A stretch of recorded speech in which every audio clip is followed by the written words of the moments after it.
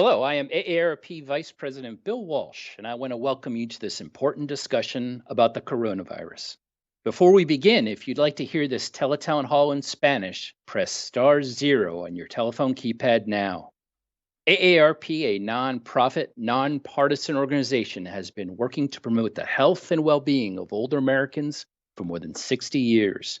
In the face of the global coronavirus pandemic, AARP is providing information and resources to help older adults and those caring for them. 1 year ago today, the World Health Organization declared the coronavirus a global pandemic. During this remarkable year, people's lives have been upended, financial well being has been under pressure, and of course, over 500,000 Americans have died from COVID 19. It's worth remembering that 95% of those who have died are people over the age of 50. It's an unfathomable loss. Progress is being made on vaccine distribution with more than 2 million vaccine doses a day. Still, many older people have been stymied by confusing sign-up systems and are frustrated as they wait for appointments to open up. A year into the pandemic, people are still coping with the many changes that COVID has wrought and wondering how far away normal might be. Today's panel of experts will address these issues and more, and we'll be taking your questions live. If you've participated in one of our teletown halls in the past, you know this is similar to a radio talk show, and you have the opportunity to ask your questions live. If you'd like to listen in Spanish, press *0 on your telephone keypad now. For those of you joining us on the phone, if you'd like to ask a question about the coronavirus pandemic, press *3 on your telephone to be connected with an AARP staff member who will note your name and question and place you in a queue to ask that question live. If you're joining on Facebook or YouTube, you can post your question in the comments section. Hello, if you're just joining, I'm Bill Walsh with AARP, and I want to welcome you to this important discussion on the global coronavirus pandemic. We're talking with leading experts and taking your questions live. To ask your question, press *3 on your telephone keypad. And if you're joining on Facebook or YouTube, you can post your question in the comments section. Joining us today are Thomas Campbell, MD, Professor of Medicine in the Division of Infectious Diseases at the University of Colorado School of Medicine and Anschutz Medical Campus Multidisciplinary Center on Aging. Also, Adriane Casalotti, Chief of Government and Public Affairs at the National Association of County and City Health Officials. And Donna Benton, Ph.D., Director of the Family Caregiving Support Center at the University of Southern California. We'll also be joined by my AARP colleague, Jean Setzven, who will help facilitate your calls today. This event is being recorded, and you can access the recording at aarp.org/coronavirus 24 hours after we wrap up. Again, to ask your question, press *3 at any time on your telephone keypad to be connected with an AARP staff member. Or if you're joining on Facebook or YouTube, place your question in the comments. And now to our panel. I'd like to bring in our guest. Thomas Campbell, MD, is a professor of medicine in the Division of Infectious Diseases at the University of Colorado School of Medicine and Anschutz Medical Campus Multidisciplinary Center on Aging. Thanks for joining us today, Dr. Campbell. Hi, Bill. Thanks very much for having me. It's a pleasure to be here today. We're delighted to have you. Also joining us is Adriane Casalotti. She is the Chief of Government and Public Affairs at the National Association of County and City Health Officials, which represents nearly 3,000 local government health departments. Welcome, Adriane. Hi, thanks for having me. All right, thanks for being here. And finally, Donna Benton, Ph.D. She is the director of the Family Caregiver Support Center at the University of Southern California. Welcome back to the program, Dr. Benton. It's so nice to be here, Bill, and thank you. Right. Well, thanks all of you for being here. Let's go ahead and get started with our discussion. And just a reminder, to ask your question, please press *3 on your telephone keypad or drop it in the comments section on Facebook or YouTube. The cover of the AARP Bulletin member newspaper this month is called The Path Forward, Lessons Learned from the Pandemic. As we reflect on 1 year of living under this global pandemic, that has taken so many lives and changed our lives in dramatic ways. I'd like to ask each of our panelists what they have learned that can help us move forward. Dr. Campbell, let's start with you. What have you learned during this extraordinary year? It has been an extraordinary year, and we've had some really remarkable progress made in areas in COVID, including treatment, and as we'll talk about later, vaccines. And I think that that's really a game changer for us, the availability of vaccines. And I think as we move forward into our second year of COVID, we will be seeing some palpable differences. Thanks for that, Dr. Campbell. Adriane Casalotti, what about you? What have you learned during this year? I think we've definitely seen this greater understanding of the role of public health. So not just healthcare and how it plays in the basic functionings of our society. And within that, the role that each of us play.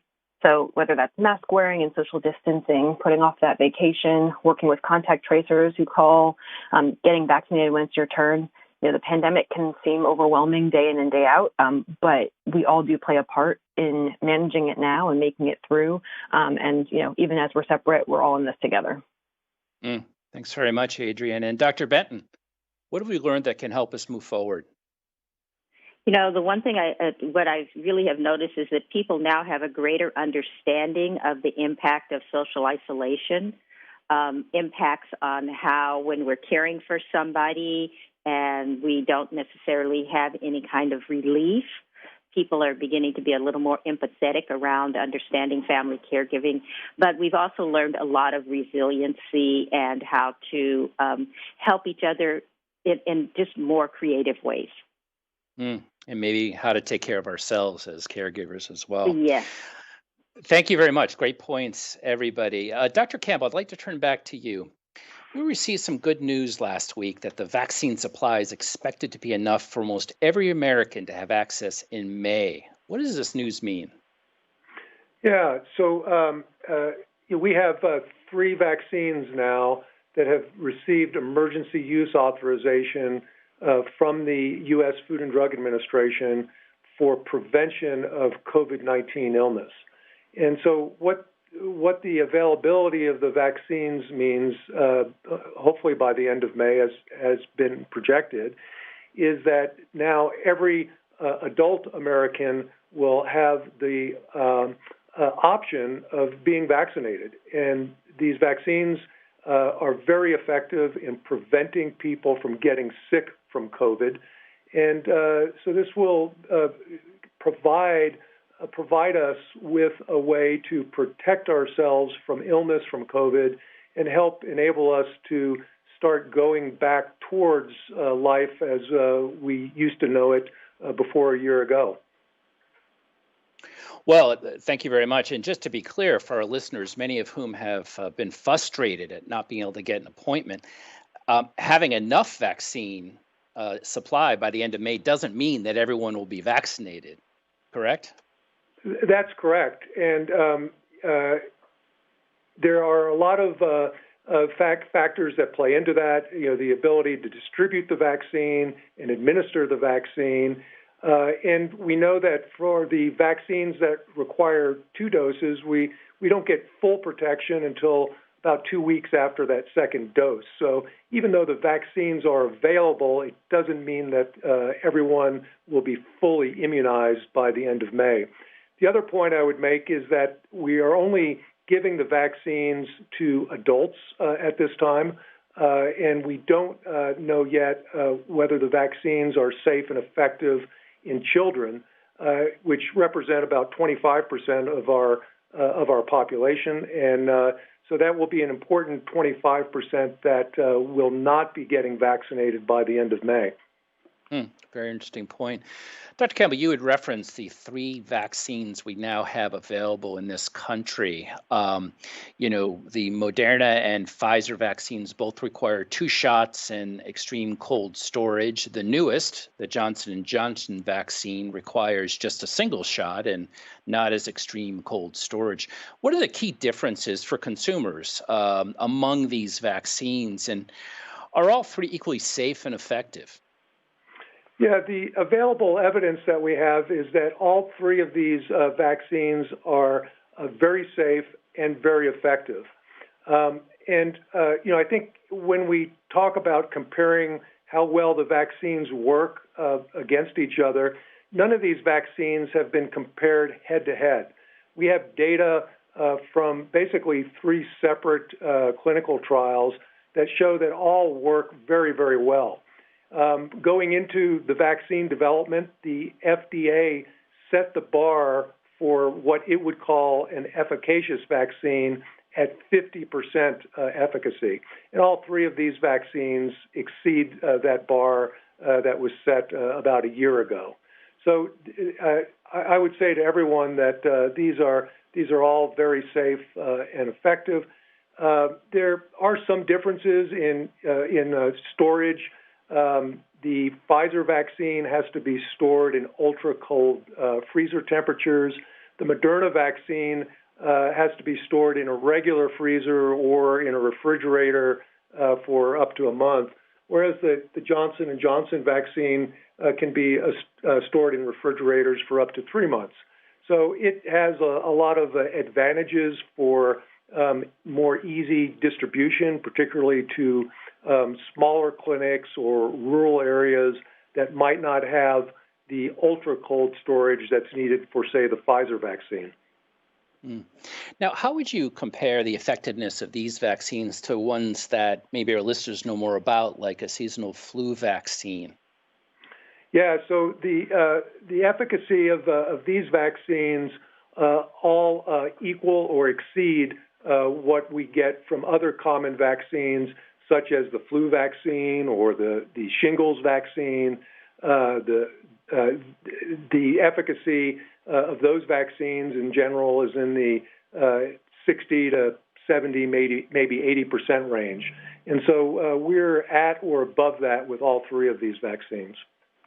And we've heard a number of questions from our members about, now that there are three out there, people are saying, oh, I have a choice. I don't know which one to pick. What would you say to somebody who makes that point?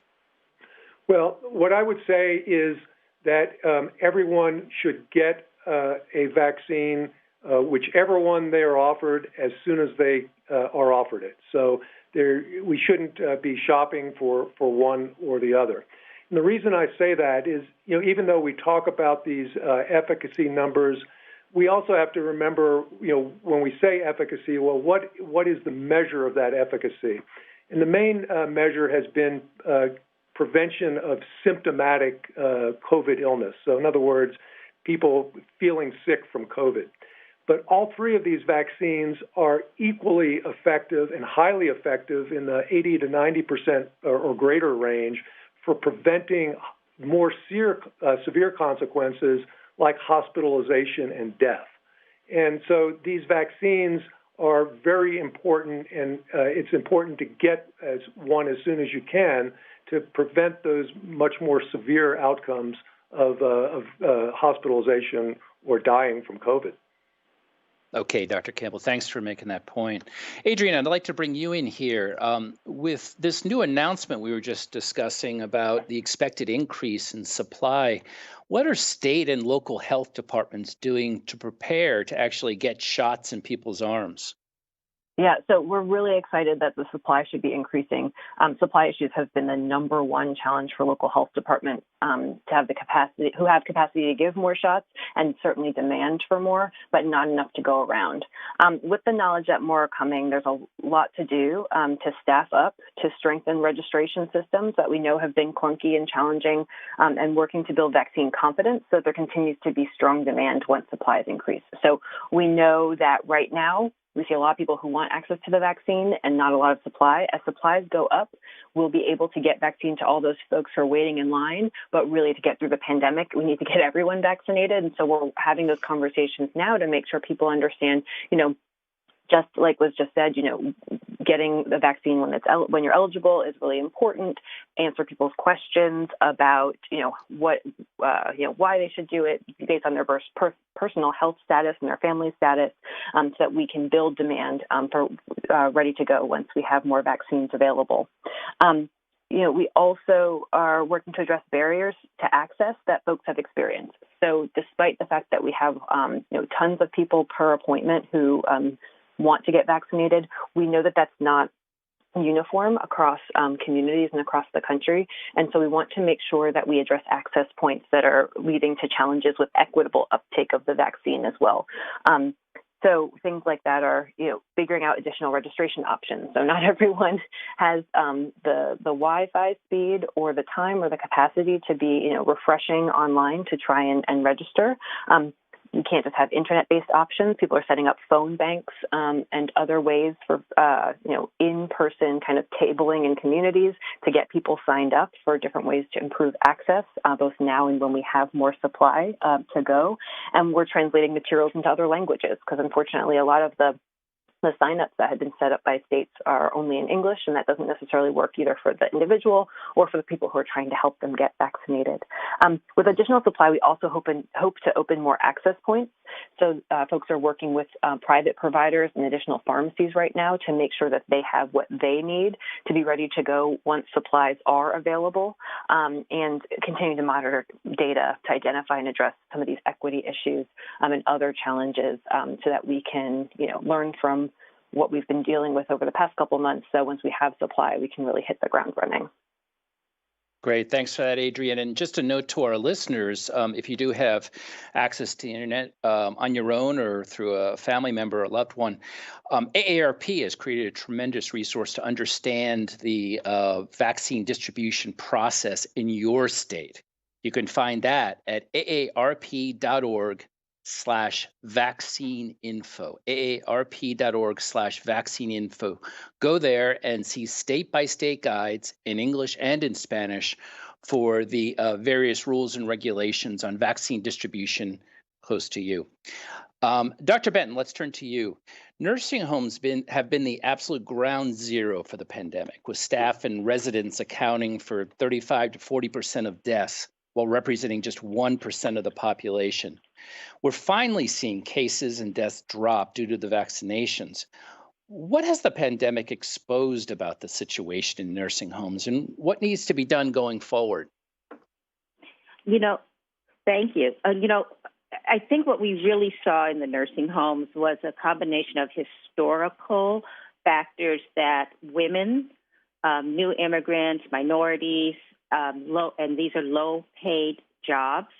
And with the workers in the facilities, they're understaffed, there weren't good regulations, and they're more likely to be working multiple jobs. So we really saw all of those historical factors come together in the nursing home. And these were aides who provided the bulk of very personal care, bedside bathing and dressing, but they had to stretch it across a lot of people. They had short periods of time, and the things that would normally, like all your hand washing and all of the things that would keep down infections, just weren't there. So what we really began to see now is the importance of taking the responsibility for understanding that these essential workers need to have decent wages, so that they don't have to work so many jobs. We need to have better training for the workers, how we, in the homes. And so I think those are the kind of things that were really exposed during this pandemic, the conditions of the underrepresented workers there. All right. Well, let's hope we remember those lessons even post-pandemic. Thank you, Dr. Benton, for that. And as a reminder to our listeners, to ask your question, please press *3 on your telephone keypad to be connected with an AARP staff member and to get into the queue to ask that question live. We're going to take some of those questions shortly, but before we do, I wanted to bring in Bill Sweeney. Bill is the Senior Vice President of Government Affairs at AARP, and he's going to give us an update on what AARP has been doing on the COVID and the COVID vaccine front. Welcome, Bill. Hi, thank you. So, Bill, we've seen some positive news recently. I'm sorry to interrupt you. We've seen some positive news recently on vaccines and some additional action to address the pandemic. Can you bring us up to speed and tell us what AARP has been doing? Thanks, Billy. Yes, this coronavirus pandemic upended our lives a year ago, and it's had a devastating toll. Older Americans have been hit especially hard. More than 95% of the 525,000 plus deaths have been among those age 50 or older. Recent news about increases in vaccine supply are welcome, but we still need to take steps to fix what has been an unacceptable experience for many older adults.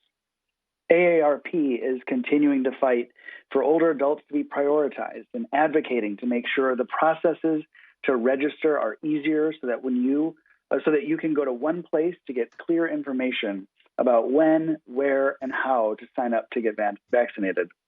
And we're pleased to see several AARP priorities on this front included in the new pandemic relief package passed by Congress that will be signed later today. We are also working with state and local officials to help provide critical information to older adults about the vaccine, where they can access it, and what they need to do. As the rollout continues, we will keep the pressure up. To stay up to date on all of these efforts and find summaries of state plans for vaccine distribution in your state, please visit www.aarp.org/vaccine-info. Thanks for that, Bill. I want to ask you about another dire situation, and this one is regarding the troubling data that we're seeing in anti-Asian hate crimes seemingly related to the pandemic. What is AARP's reaction to this? Well, Bill, we've been unnerved by the troubling new compiled hate crime data statistics that show a real spike last year, in some cases by triple digits, in anti-Asian hate crimes in 16 of the nation's largest cities. These first spikes occurred in March and April of 2020, coinciding with the rise in COVID-19 cases and negative stereotyping of Asian American and Pacific Islander community members, Chinese Americans in particular. These troubling new data mean that older Asian Americans and Pacific Islanders not only are concerned about coronavirus, but they now face increased violence and harassment fueled by prejudice, hatred, and xenophobia. This is a combination that could create barriers to seeking treatment, testing, information, or vaccination at a time when we as a country must come together and do everything in our power to help contain COVID spread. AARP strongly condemns all racially motivated violence and harassment. Okay, Bill, thanks for that update. We really appreciate it. And as a reminder to our listeners, to ask your question, press *3 on your telephone keypad at any point. We're going to get to those questions in just a moment. But I want to address an important issue that's come up a lot among our members and our listeners. We know that many of you are having challenges registering for vaccines in your state and community because many places require signups through online forums. And if you don't have access to a computer, this can be a real challenge. AARP wants to help. We've established an AARP vaccine registration team to try to assist in these cases. So if you're listening today and you don't have a computer and you can't register for a vaccine in your community because you don't have access to technology, please press 1 to be added to a list to receive a phone call from AARP staff to assist you. Again, if you're listening today and do not have access to a computer or the internet and cannot register for a vaccine because of that, press 1 to be added to a list to receive a phone call. When you do, you'll be asked to confirm that selection and then be returned to this call. Now it's time to address your questions about the coronavirus with Dr. Thomas Campbell, Adriane Casalotti, and Dr. Donna Benton. Please press *3 at any time on your telephone keypad to be connected with an AARP staff member to share your question. Now I'd like to bring in my AARP colleague, Jean Setzven, to help facilitate your calls. Welcome, Jean. Thanks, Bill. Happy to be here for this important conversation. Okay, who is our first caller?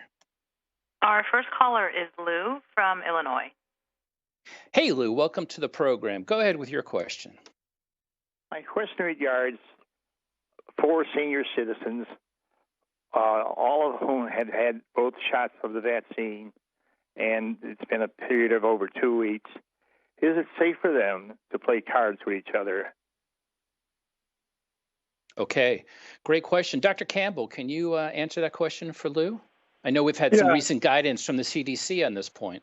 We do indeed. That's a very timely question. So just this week, the CDC issued new guidance that people who have been fully vaccinated, and that means exactly what you said, sir, is 14 days after the second dose of either the Pfizer or Moderna vaccine, or 14 days after the Johnson & Johnson single dose, that if everybody meets that criteria, people can gather in small groups and not wear masks or need to socially distance. So, for instance, getting together for a card game or a book club, things like that do meet the CDC guidance if everybody is 14 days after their required vaccine doses.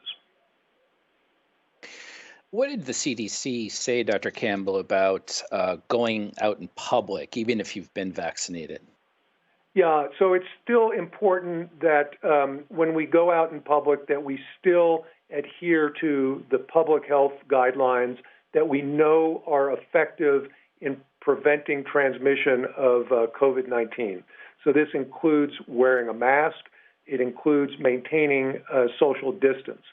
The reason for that is that even though we know that these vaccines work very well to protect us from getting sick from COVID, we don't yet have good enough data to say whether or not they are highly effective in preventing us from transmitting COVID to other people. So we do know that the vaccines are not 100% effective, and some people do get COVID, and some people do get asymptomatic COVID after they've been vaccinated. And it's possible that someone who is vaccinated may be an asymptomatic carrier of COVID-19 and be able to transmit it to other people who have not been vaccinated. So the reason for wearing the mask in public is to protect others in case you are one of those asymptomatically infected people. Great. Thanks for that, Dr. Campbell. Gene, who is our next caller? Our next caller is Mary from Mississippi. Hey, Mary, welcome to the show. Go ahead with your question. Okay, did you say Mary? Yep, sure did. Go ahead. Okay, I'm calling about my husband who is 92 years old. He is bedridden, and I can't get anybody to administer one of those vaccines to him. He's on a home health, but they said that they are not permitted to give one. To take him to a place, he already has an appointment. I just went on and got him an appointment. It costs about $1,000, almost $1,000, to take him in an ambulance. I'm wondering if there is any way that you could help us to get him a vaccine. Can you get anybody to give him a vaccine? All right, Mary, thanks for that question. It's one a lot of people are facing around the country with homebound folks, and how do they get the vaccine? Maybe Adriane Casalotti, do you want to take a stab at this, and maybe Dr. Benton weigh in as well? Sure. So, without knowing where you are in Mississippi, I'm not necessarily sure which jurisdiction you're in, but in general, this is definitely something that we're hearing across the country, and that we are hearing local health departments trying to find different ways to partner to access homebound individuals. Some have been doing it in a limited basis. Others have been really partnering with senior centers and areas on aging to help do this work. We're really excited about the Johnson & Johnson vaccine for this reason, because it's so much easier to transport, and it's only one-shot doses. So it's you're not having to go back to someone's home more than once, and you're not having to worry about that cold chain of how do we keep things ultra cold on the way to someone's home. We're also working with local health departments are working with senior living facilities and others for those types of areas. For your specific issue, it's hard to give very concrete advice, but I'm glad you did get that initial appointment, and I'm not sure if she can connect back to you all at ARP with that amazing service that you're now providing to help people get appointments, or if there's some way that we can continue that conversation, because it'll depend on where you live specifically, who we need to call. Okay, she's in Laurel, Mississippi. I don't know if that helps you at all, Adriane. But we are looking for some resources for her. Okay, and Great. Dr. Benton, did you want to weigh in on Mary's question? Again, it's something we're seeing a lot around the country with homebound people. First of all, Mary, God bless you. This is such a hard time, and you are really trying to make your husband safe during this time. I would say that what's also might be good is this is why we need advocacy. Being able to talk to your local legislator, calling your area agency on aging, and really telling your story because you represent hundreds of thousands of people who are caring for somebody who's bedbound, and we really just don't have that infrastructure in place so that it could be down the corner and people need to be coming to our homes.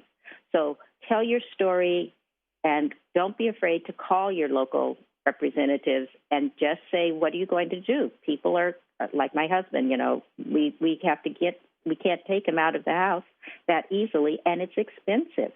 So either they need to reimburse this or they need to find a way of bringing somebody into the home through the home health agency. So speak up like you did today. All right. And Mary, I can tell you that our state office in Mississippi is going to reach out to you to see if we can help you in some way. We've got your phone number here. So hopefully we can help you with that. And just a notice to our other listeners, ARP has state-by-state guides for how vaccine distribution is working in your states. To check that out, go to aarp.org/vaccine info.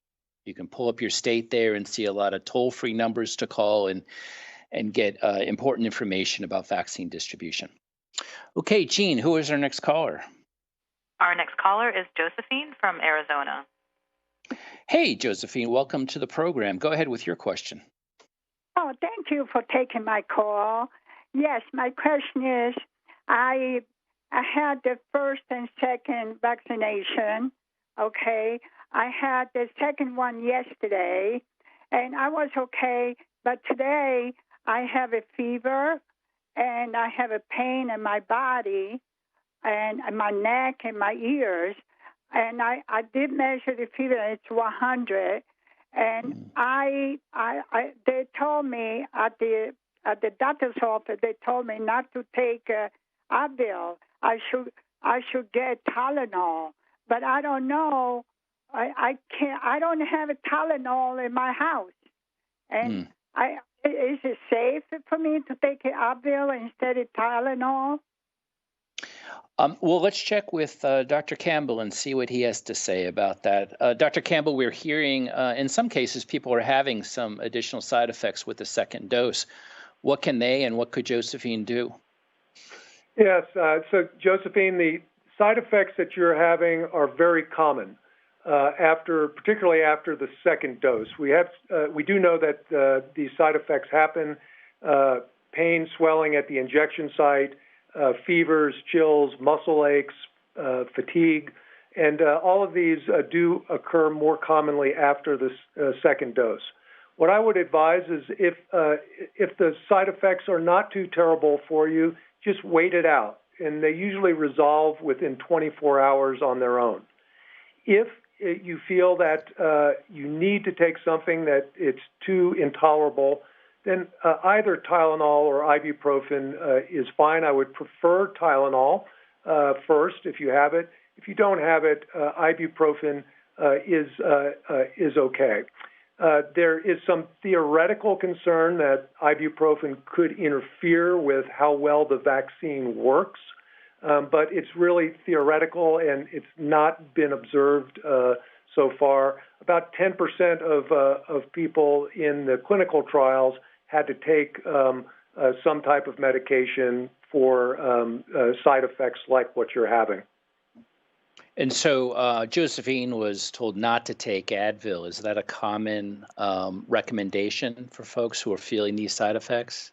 Yeah, Advil is the brand name for the generic ibuprofen. And there is, as I mentioned, some theoretical concern that ibuprofen could blunt the protective effects of the vaccine. And so that's, the general reason why we don't recommend that up front. And that's why we would prefer Tylenol in this type of situation. Okay, got it. Thank you very much, Dr. Campbell. And I want to emphasize a new service that AARP is offering. It's the AARP Vaccine Registration Team. These are folks on the line today who may not have computer access to the internet to make an appointment. You can press 1 on your phone to be added to a list to receive a phone call from an AARP staff member to assist you. So if you don't have internet access or a computer and you want to get in the queue to get a vaccine appointment, we can help. Just go ahead and press 1 on your telephone to receive a call from us, and we will help you out with that. All right, Jean, who is our next caller? Our next caller is Artis from Kansas. Artis from Kansas. Hey, Artis, welcome to the program. Go ahead with your call. Thank you. I think the CD just came out with new guidelines relaxing nursing home visitations, and I would guess that pertains to assisted living also.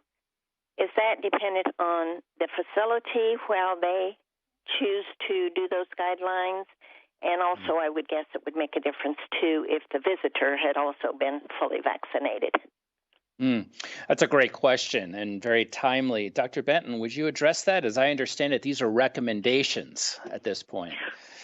Right, and these are recommendations, so it is still a negotiation with most of the nursing homes because they still, I think they are concerned about secondary transmission. We don't know how many people in the nursing home are vaccinated, nor are their employees at this time.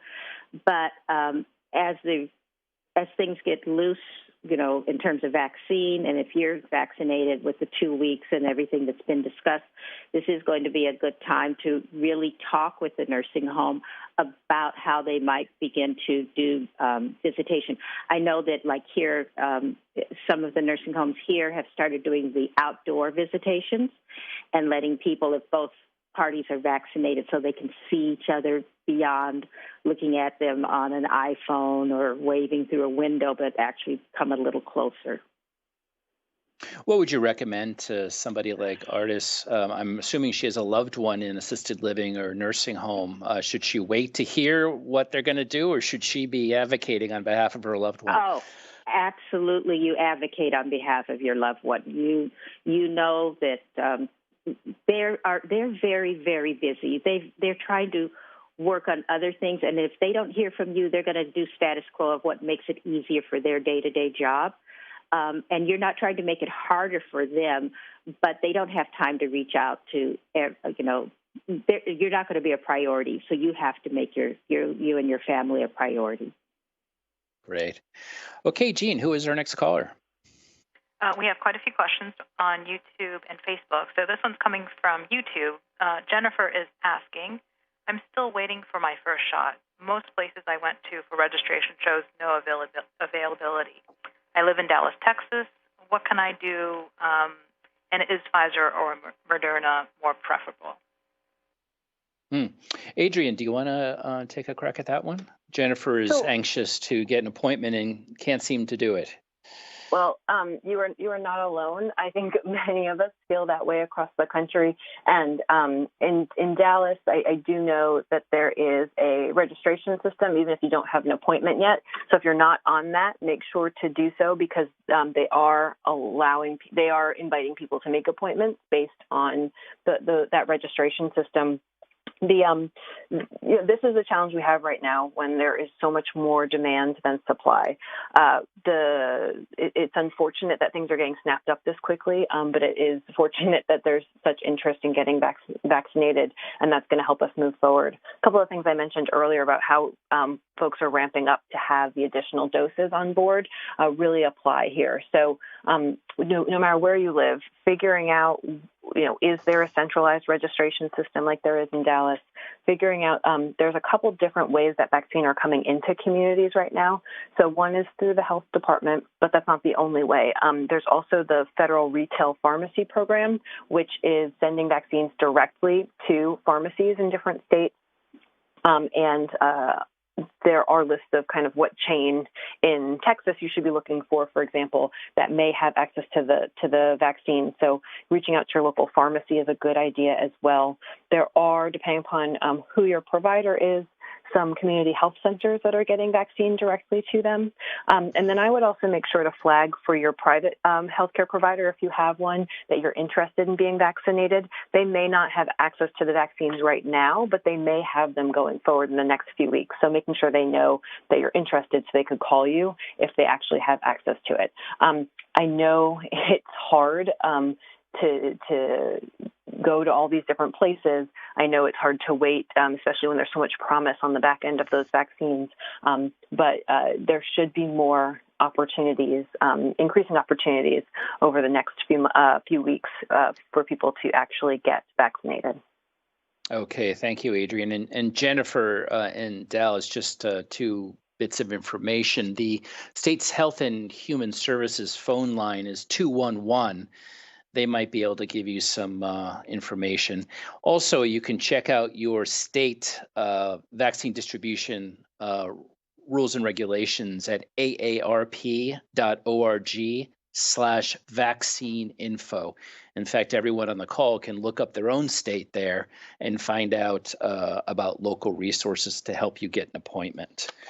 Okay, thank you for all those questions. And we're going to take more in just a few minutes. Remember to ask your question. Please press *3. Now let's turn back to our experts for a moment. And Adriane, picking up on something you were just discussing, while the situation varies from state to state and even within states, from county to county oftentimes, if someone's having a problem getting a vaccine appointment locally, can you give us some best practices on what steps they should take? Sure. So you're right. Things vary a great deal. We, in some ways, have had to build the plane while flying it once the vaccines were available, making sure that the system was working well. And there are definitely things that continue to be done to improve the system. It's not there yet. I think the key piece is using the resources like you just mentioned, the state health department websites, as well as what you all have been putting together at AARP. That's a really amazing resource. Reaching out to your local health department or your county. If you do have access to the internet, most of them have a box around COVID-19 or COVID-19 vaccination. And depending upon where you are, that can be a really great resource to help put you on the list locally. The retail pharmacy program that I mentioned to the last caller, that's another place to be looking because the additional vaccines are being put into that every single week. And so states determined which pharmacy chains to partner with within the state. And so as more vaccine gets sent out, more locations should have access to that. We also recognize that not every community has a retail pharmacy. And we hope that that's not a barrier. And so really the local health department likely is the place for you to turn. That being said, we do have some challenges with local health departments don't always have the information that they need from the state level to really know what's going on just within your county or within your city. So looking at both those resources, local and state, is really important. Okay, thank you very much for that. Dr. Benton, let's turn to you. We've heard from AARP volunteers who are raising grandchildren and how important a topic this is. What do we know about the current vaccines and the new variants from the UK, South Africa, and Brazil? Even with the vaccines, we're going to have to adjust some of our normal activities. We've been doing a lot of doing a lot like grocery shopping. Will a booster shot be needed for this? Actually, I that's a question for Hold it, Dr. that's Campbell. not Donna. I Yeah, think I know about Dr. booster Campbell. shots. Sorry about that. Dr. Campbell, can you address that? Are we going to need a Yeah. booster shot in the face of all these new variants? So the short answer, I believe, is yes, and I'll explain that. So there are three what we call variants of concern, and these arose in different parts of the world, including the United Kingdom, South Africa, and Brazil. And the reason that we are concerned about these variants is they have mutations in the part of the coronavirus spike protein where we believe the vaccines exert their protection. And so these variants, because of the mutations they carry, the vaccines are not quite as effective. Now, the vaccines are still effective and still very effective, but not quite as much as when these mutations are not present. And just to give you some comparisons, the vaccines in general with the current the main strain that we have in the U.S., as we've seen with Pfizer and Moderna, there's about 95% efficacy, and that probably drops down to about 85% with the UK variant and down to about 65% with the South African variant. We don't have good data yet on the Brazil variant, but I'd expect it to be similar to the South African variant. So we still have good protection, and that's protection against symptomatic COVID. And importantly, the vaccines retain their protection against severe and critical COVID, the type of COVID that can lead to death. But what we do expect is that the companies who make these vaccines, like Pfizer and Moderna, they've already started developing vaccines that are more effective against the variants. And we expect that those variant vaccines or adjusted vaccines will be used as booster shots, perhaps as early as this fall. Okay, thanks for that, Dr. Campbell. And Dr. Benton, let me circle back to you. We've been living under this pandemic for a year, and grandparents are caring for grandchildren and remote learning, and many people are doing the same while caring for older loved ones. How do family caregivers combat burnout and ensure that they're getting a break? And that has become more difficult because of safety concerns. So we can't, invite a neighbor over like we used to, or pay for respite. Although for some agencies where they've made sure that people have vaccines now, it might be okay for you to reach out to a local agency that might be able to come in for an hour or two so that you can actually just go sleep uninterrupted, but feel like whoever you're caring for is safe during that time.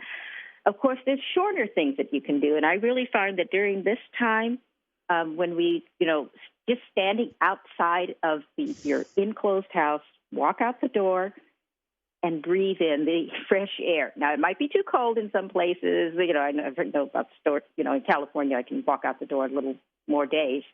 But just going outside and just breathing in good air. Another thing inside your house, when you have those downtimes, well, maybe somebody is, the kids are there watching school and the other person's taking a nap, take that time to do something that gives you pleasure.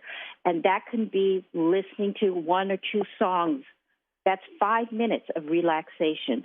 Taking time to read a paragraph in a book that you like, or taking a little time to really enjoy some ice cream in the middle of the day. I think, of course, you can eat ice cream any time of day, but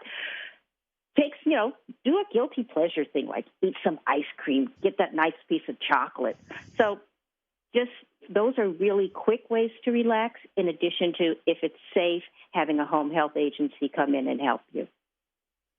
All right, terrific. Thank you for that, Dr. Benton. And thank you for giving us all permission to eat ice cream in the middle of the day. I know we're grateful for Okay. that.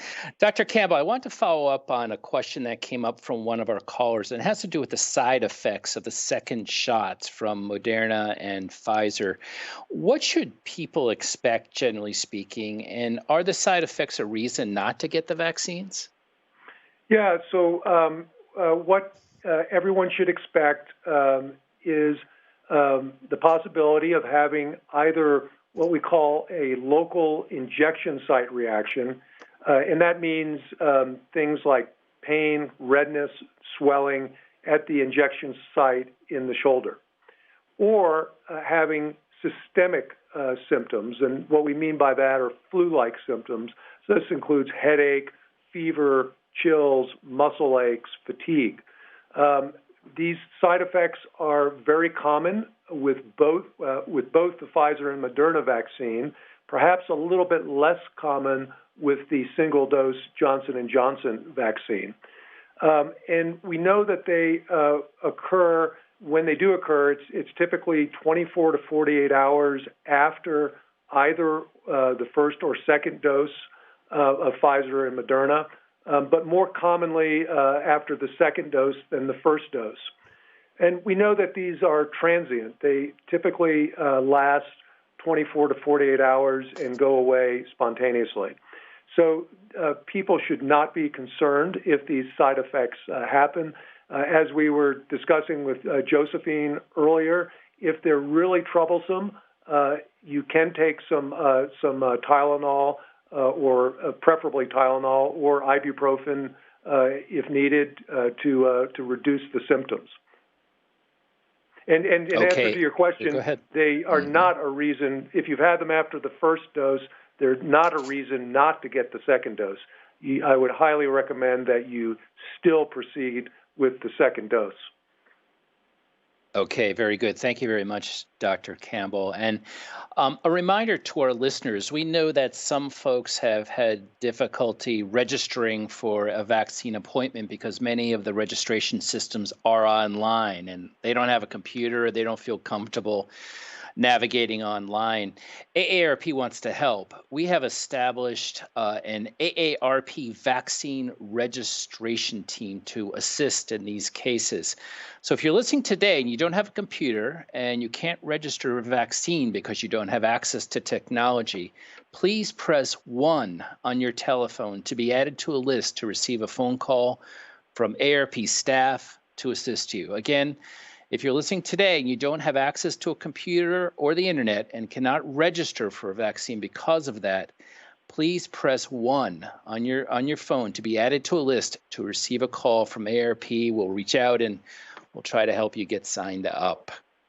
Okay, now it's time to address more of your questions with Dr. Thomas Campbell, Adriane Casalotti, and Dr. Donna Benton. A reminder, press *3 at any time on your telephone keypad to be connected with an AARP staff member to ask your question live. Jean, who do we have on the line now? Our next caller is Marilyn from Missouri.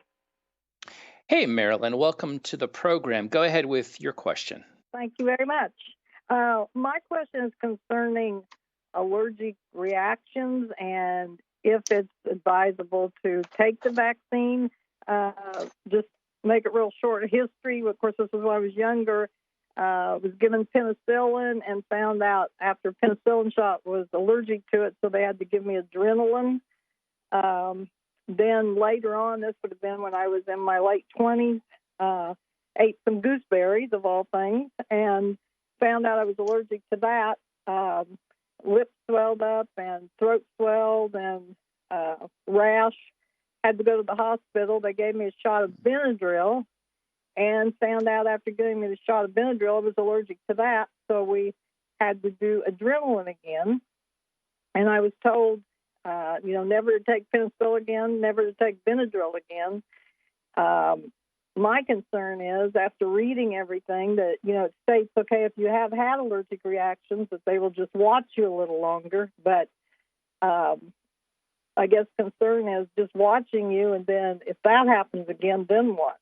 I mean, is it worth the risk to take the vaccine, or? Well, that's a great question, Marilyn, and it's a question we're getting a lot because people have been allergic to various medicines. Dr. Campbell, what advice would you have for Marilyn and folks in her situation? Yeah, so allergic reactions do occur after both the Pfizer and Moderna vaccines. I've not seen any data yet for the Johnson & Johnson vaccine. With the Pfizer and Moderna vaccines, the risk of an allergic reaction overall is very low. It's about 2 to maybe 5 in a million.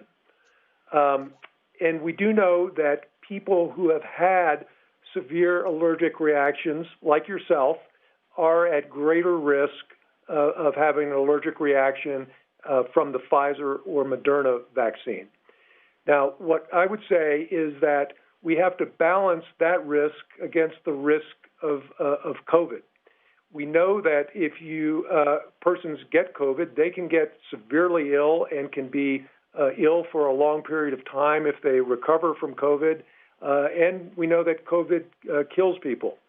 So what we know about the allergic reactions from the vaccine is when they do occur, they can be treated very easily with epinephrine, which is the medical term for adrenaline.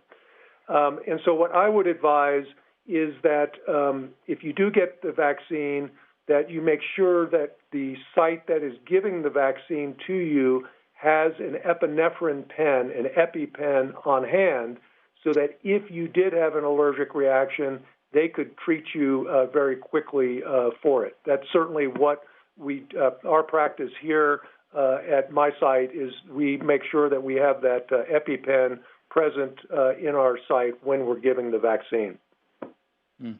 And as I understand it, isn't it the protocol to watch people for a certain amount of time after they've been given the vaccine just to make sure they haven't had an allergic reaction? That's correct. And people who have had an allergic reaction are observed longer. People who have had a history of severe allergic reactions are observed longer than people who do not. But to the caller's point, observation doesn't do that much good if you don't have something to give should an allergic reaction occur. So I think it's important to make sure that the site that is giving the vaccine has an EpiPen on hand in case it's needed. Okay. Did one of our other panelists want to weigh in on that question? Yeah, sorry, this is Adriane Casalotti.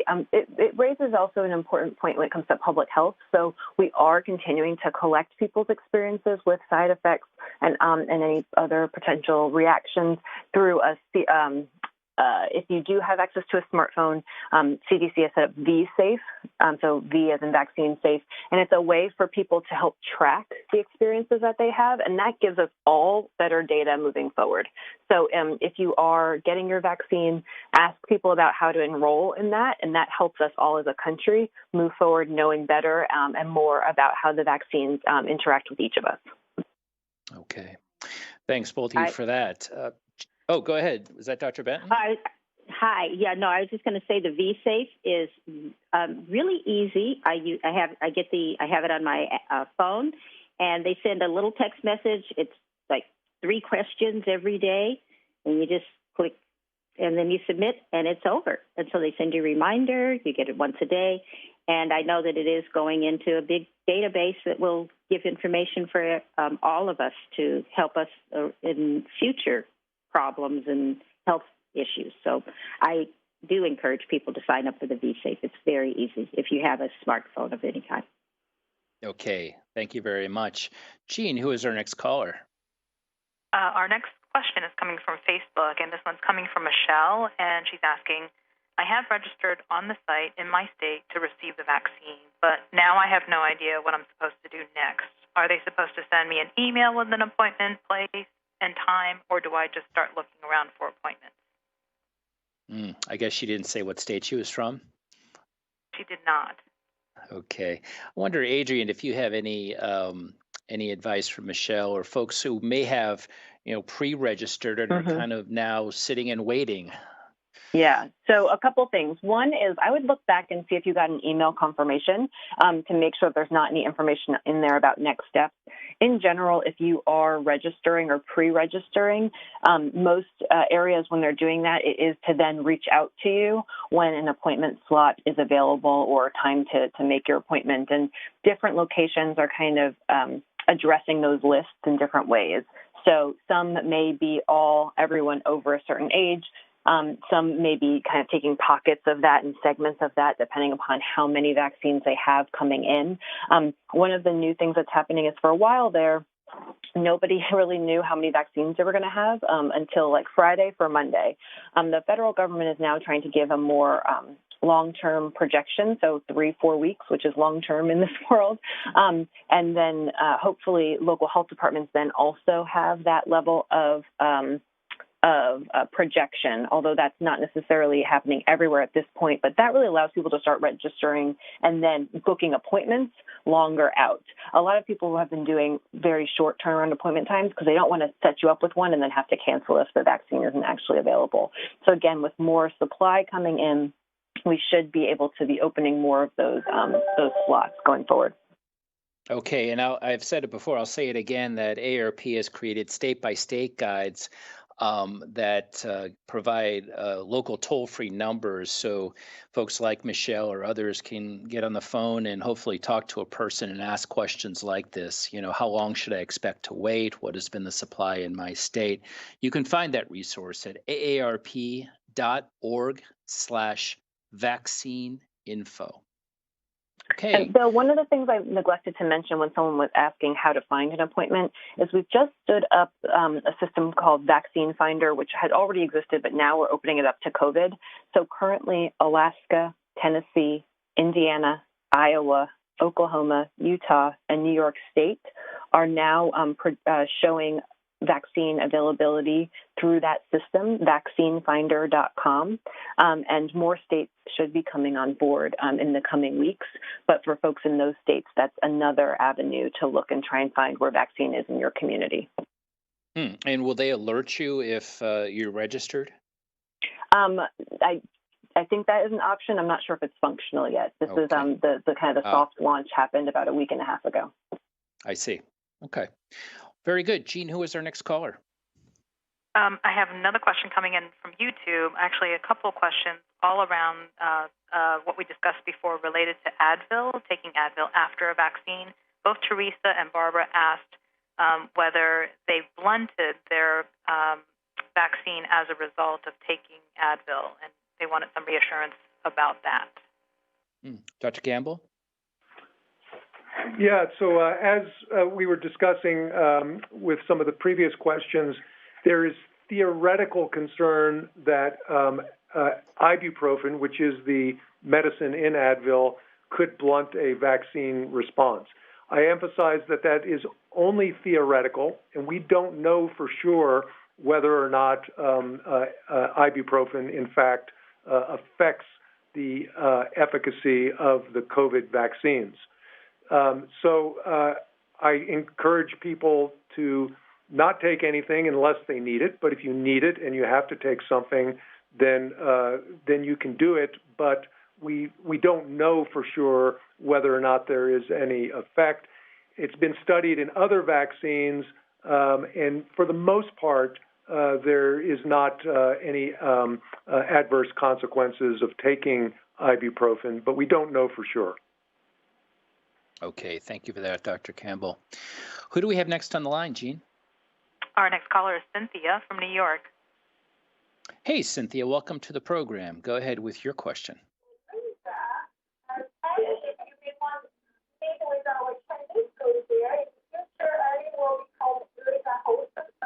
Hey, Cynthia. Hello? Hi, Cynthia. Go ahead with your question. Okay. Sorry, I'm hearing something in the background. Hi. Okay. My mother and I, because I'm a full-time caregiver, we had the second dose of the Pfizer vaccine on March 3rd. And so I was just concerned because we found out, I just know that, the caregiver that took care of my mom a couple of months ago, she said that she had COVID in January.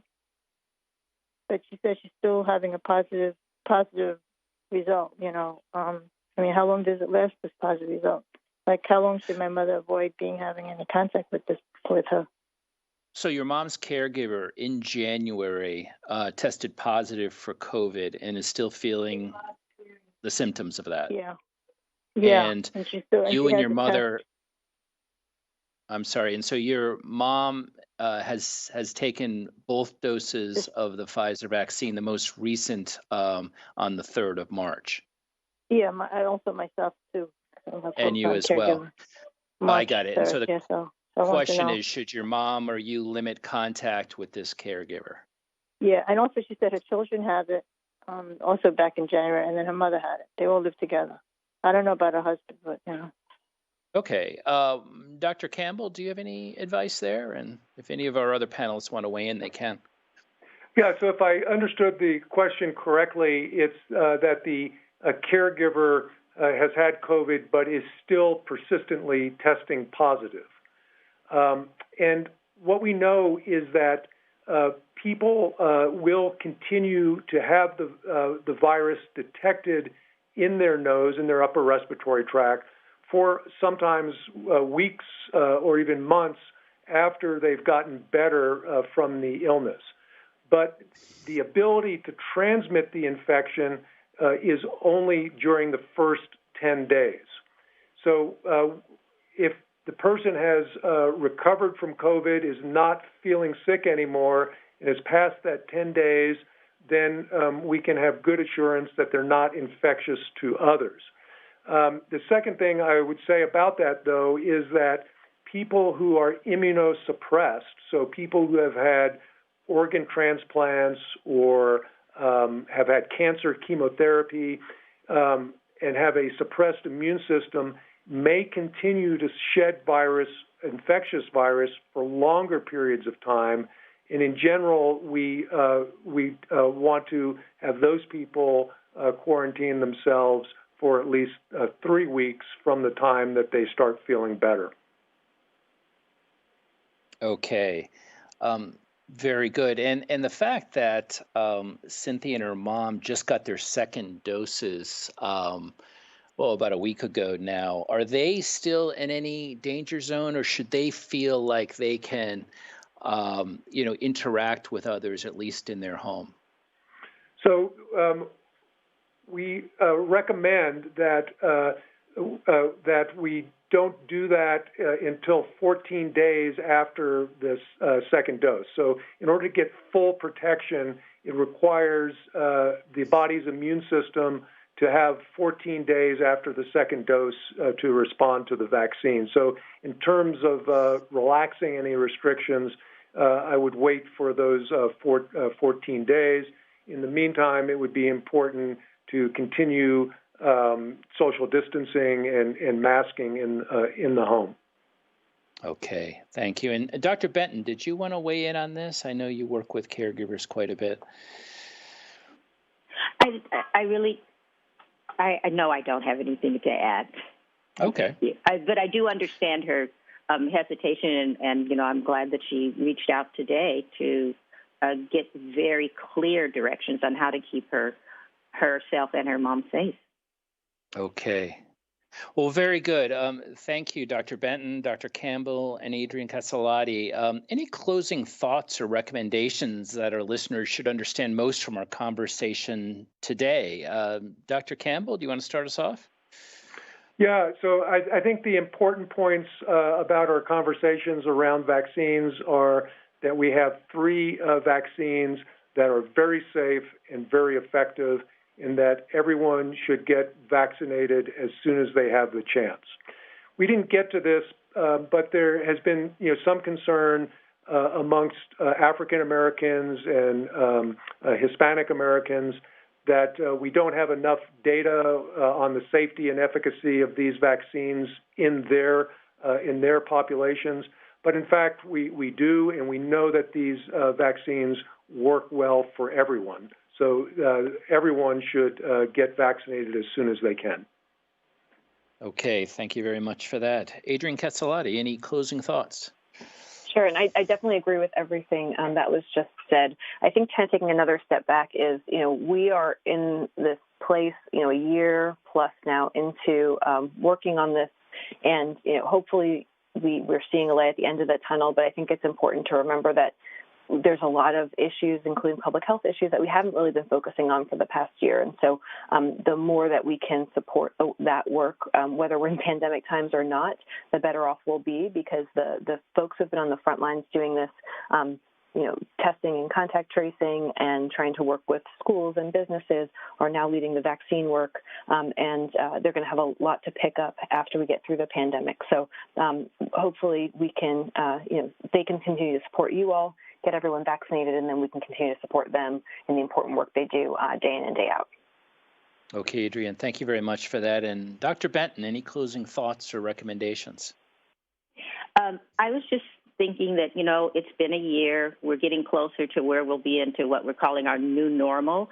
And as we get vaccinated and we've had our 2 weeks and you feel like you want to get together with people, I kind of want to go back to what Lou had asked is, can he have a card game? And I would say, let's ease back into these social interactions.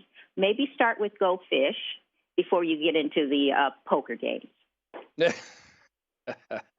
You think poker's going to raise our stress levels too much? Is that it? Yeah. We may not know how to react to poker, but let's start with Go Fish.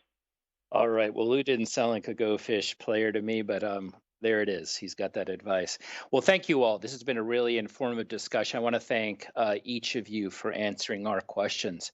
And thank you, our AARP members, volunteers, and listeners for participating in this discussion today.